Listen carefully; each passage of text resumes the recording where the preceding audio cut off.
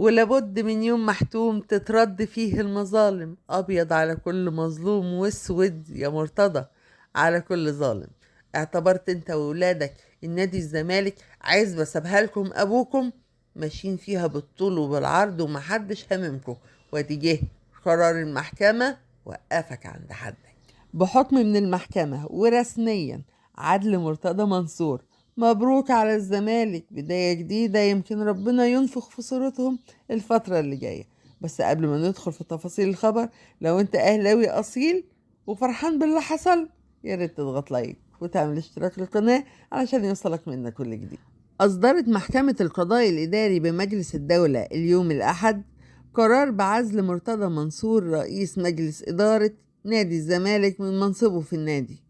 وأقرت المحكمة القضاء الإداري صباح اليوم بقبول الطعن المقدمة في الدعوى القضائية المقدمة من عضو الجمعية العمومية بنادي الزمالك، التي طالب فيها بوقف تنفيذ وإلغاء قرار الجهة الإدارية السلبي بالامتناع عن التدخل وإعلان انتهاء ولاية مجلس إدارة القلعة البيضاء المنتخب في 23/11/2021 تطبيقا لحكم المحكمة الصادر لمصلحة المجلس المنتخب.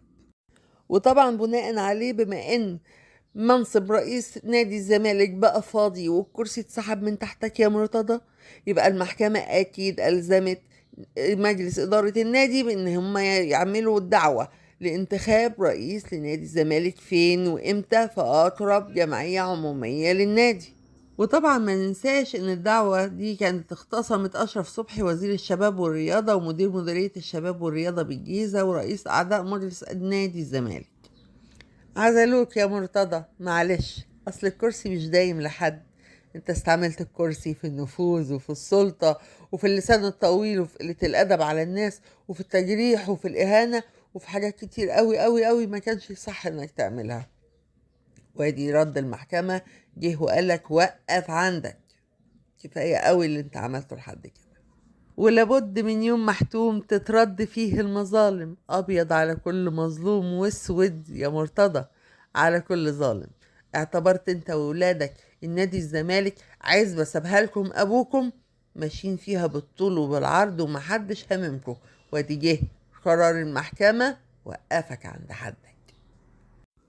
ولحد هنا يكون الخبر بتاعنا انتهى. يا ريت ما تنساش ذكر الله والصلاة والسلام على رسول الله، ولايك للقناة واشتراك كمان، وفعل الجرس على زر الكل عشان يوصلك منا كل جديد.